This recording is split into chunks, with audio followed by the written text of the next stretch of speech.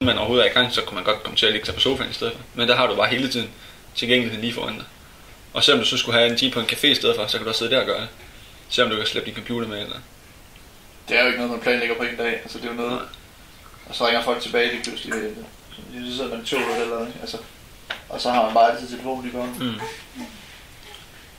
Jamen også hvis du kommer i tanke om et eller andet, at vi sidder her og spiser, og du kommer i tanke om, det kunne faktisk være en rigtig god idé til en bryllup, så er man da hurtigt til lige at få det til.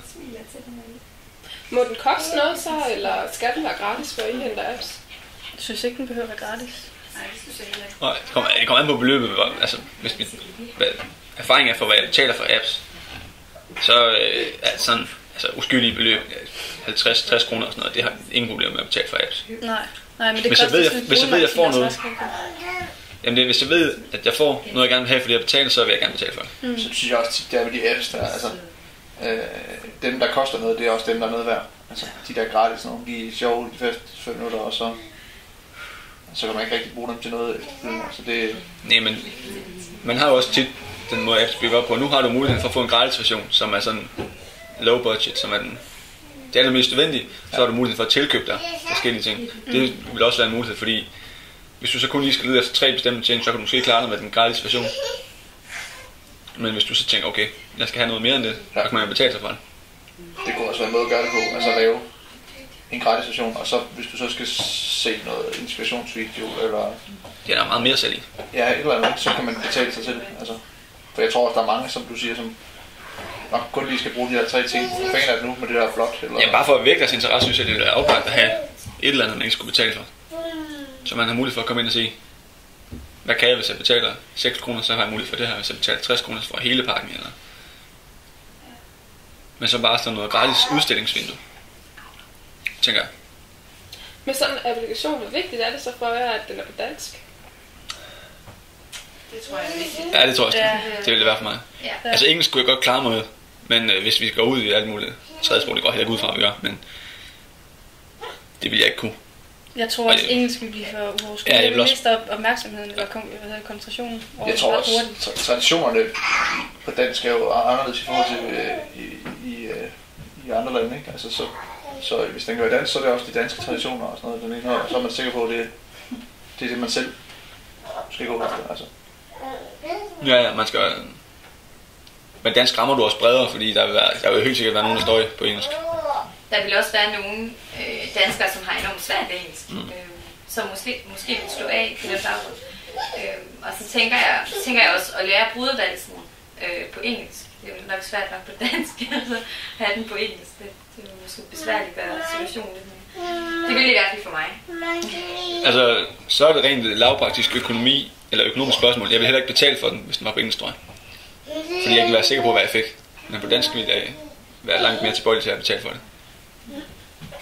Har du sådan en anden idé om statistikken omkring sådan nogle apps?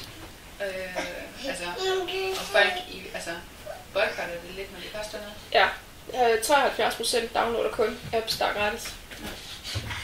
For min vedkommende kommer det meget an på, hvad det er for en app. Ja, præcis. Og man får ud af det. Ja. Altså spil vil jeg ikke være tilbøjelig til at betale for, tror jeg. Men spil er heller ikke sådan noget lige nu her. Altså brylluppet, det er jo en gang i livet formentlig. Og det er noget, du står og skal bruge nu og her. Og i en periode det næste år eller næste halvår. Eller. Men der tror jeg også, det er vigtigt, at man har penge op i lommen alligevel til et bryllup. Du ved, at et bryllup koster noget, og så gør det ikke så meget, at en app koster 50 kroner, hvis det er det, den koster. Fordi du ved, at du alligevel skal betale for tingene. Det kan også ende med, at den kan gøre tingene billigere for dig. Ja. Jamen, jeg tænker, alternativet er måske en bog, ikke? Og hvad koster en bog? Den koster måske 250-300 kroner. Og en app koster måske 50 kroner. Og så er det måske dyrt sat. Så måske 18 kroner, eller ja. Altså, jeg tænker også, da jeg blev gravid, så var jeg også inde og købe apps. Fordi det var jo bare så spændende, og så man følge med, og en og andet, og det var også gratis, men dem, der koster noget, det kunne jo bare meget mere. Og det er også en stor ting i ens liv. Altså det man er ligeglad med, om det koster noget. Og så også igen, hvis man kan spare noget ved sådan en app, så er det også en god ting. Fedt, skal vi ikke prøve at finde nogle ting? Jeg har en applikation på engelsk, som jeg netop har betalt for. Har du betalt for det? Jeg tror nok, jeg gav 50 kroner på den. Okay. den kan du få lov til at sidde og lege med først, John. Tak.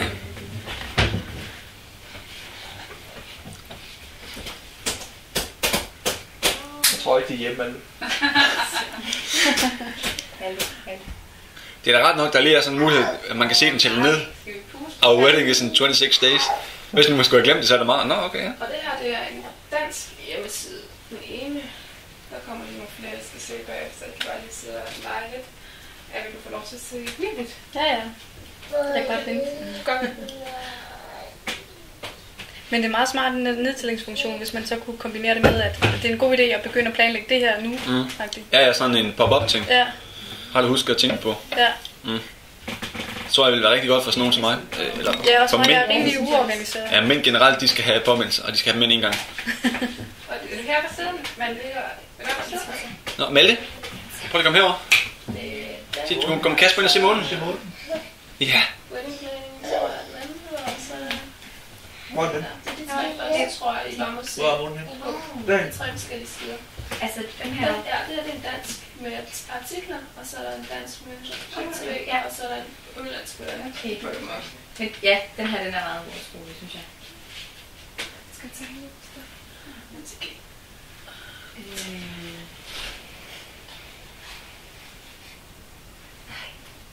Nej. Altså, har du fået det?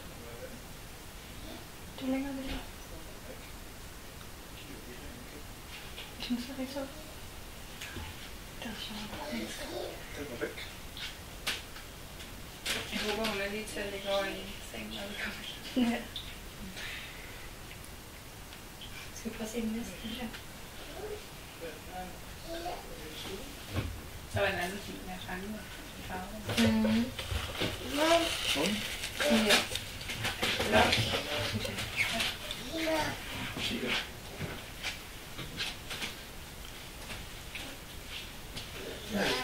Den er væk. Jamen, den er der.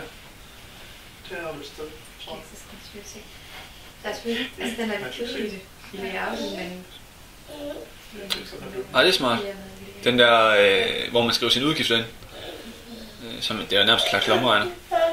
Den kan jeg godt lide. Ja, til gengæld så, det snemmer virkelig, at den er på engelsk. Det troede jeg ikke, at det var så meget, men det gør det virkelig. Jeg forstår udmærket det, der står, men det tager mig bare længere tid, og jeg koncentrerer mig meget mere, end hvis jeg skulle på dansk. Ja, det gider man jo ikke, når man står med en app. Der skal det bare gå hurtigt. Ja. Kan du se, der er lys over i huset derovre? Jeg troede faktisk ikke, det ville være så generende for mig. Det der er lys derovre, det er fordi, der er brugt med mennesker. Jeg kan ikke forklare det, når jeg ikke har briller på. Her er der nogle gaden her, der er biler. Der er nogle biler. Og der er en lille bil der nu her. Der er gadelys. Nå ja, bryllupsrejse. Jeg får lidt sådan nogle, nå, Ja, og musik også måske. kontakt til relevante myndigheder. Nå, Ja. jeg har bare tænkt på præsten. Når man skal også på kommunen og have sådan en ægteskabsartikel. Det er sådan, at vi i princippet også kan have, fordi vi ikke er gift og sådan noget. Sådan en pakke, hvor vi skriver under på, at Anne overtager alt mit, hvis jeg kører galt. Eller.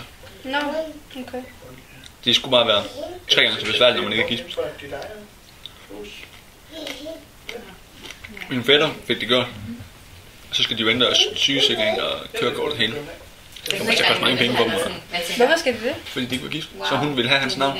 Nå, Så de fik okay. børn, så de alle sammen fik samme navn. Ja, okay. Så skulle det hele. Og Man ved ikke, hvor der er gjort af. Ja. det tog en krig. Har du set den store skorsten derovre?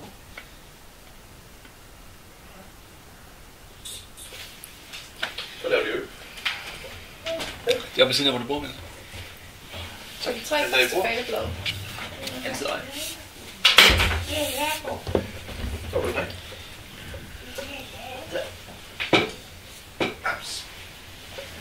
Den er super god. Den er super god. Alle de der checklister. Ja, det er det. Ja. Eller den checkliste. Hun har også uorganiserede mennesker at gøre på. Det er sjovt, for jeg betragter også mig selv som ganske organiseret menneske. Sådan. Jeg er glad for firkanter og rammer og sådan noget. Men jeg har alligevel brug for sådan noget. Ja, det har jeg delt med også. Ellers så jeg bliver hurtigt, det ved jeg ikke, mister fokus. Der er vel også bare mange ting til brylluppere. Ja, altså. Jamen jeg er også, og det Anne, hun er skide god til noget, og jeg vil have en tendens til at tænke, det ordner hun nok. Og jeg ved godt, det er helt galt, men Det er det, så. Det er faktisk. Jeg tror, hun er så koncentreret, at vi kører det godt. Ja. Jamen det er også fordi, jeg er sådan en, altså der skal bare ikke være en finger sæt på noget. Jeg er totalt perfektionistisk og planlægger gerne 2 år forinden, så jeg styr på alting og sådan noget. Og sådan ville det lige præcis være til det bryllup der, og der skulle ikke være nogen ting. Altså. Så det ville være rart at have en liste, og så kunne man dele tingene ud, måske. Du vil være der, Basse?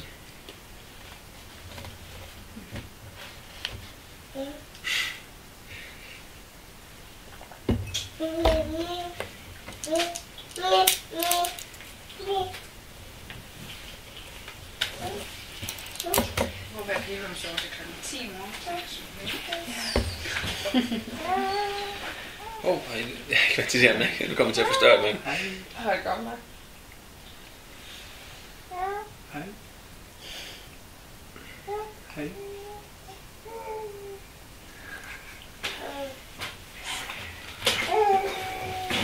Hvad er det? Ja. Oversæt.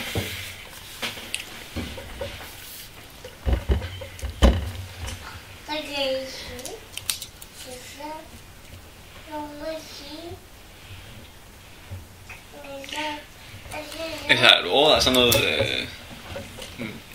det hedder vel interaktivitet, sådan noget som inviterede gæster kunne tilgå appen på en eller anden måde? Både ja og nej. Det er kompliceret, ikke? Af den på et tidspunkt, altså hvis man skulle videreudvikle den senere hen, så kunne det da være en rigtig god idé. Ja. Jeg tænker sådan noget gaveportal og sådan nogle ting. Ja, men det er der på. Okay. Men det er mest sådan, du ved, at man kan få ud i butikkerne. Sådan ønskelister ude i butikkerne, ikke? For også, du ved, tjene penge på den måde, butikkerne, ja. Så.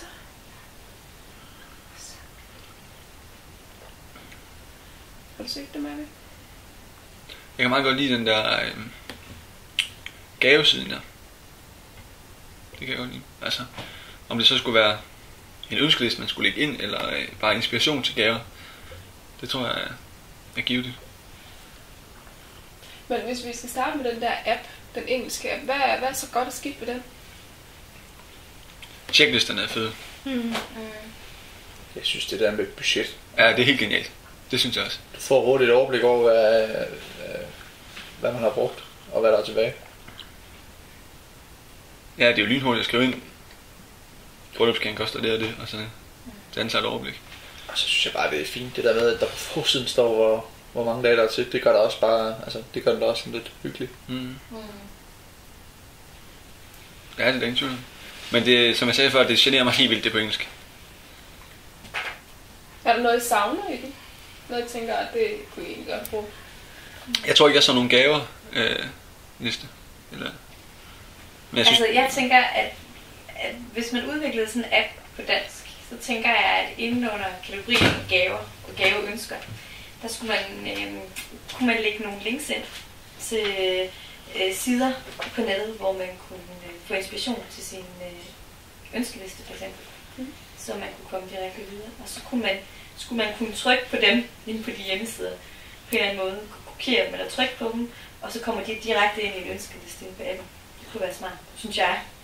Fordi at man så ikke selv skal til at skrive det ind, men at man bare ved et enkelt klik, så ryger de over på en eller anden gaveønskeliste, som ligger på appen. Ja. Og det kunne også være en måde at få inspiration på i hvert fald. Så sådan en gaveønsker. Ja. Især for os, der er dårlige til at finde på gaver. Ja. Finde på ønsker. Så man kunne bare have sådan en top 20, top 30 over bryllupsgaver, eller de mest brugte, købte bryllupsgaver. Kunne I finde på at hente den? Nu kostede den 50 kroner. Kunne I finde på at hente den? Den engelske? Nå, den engelske? Ja, den engelske. Nej, hvis der ikke var et dansk alternativ, så ja nok.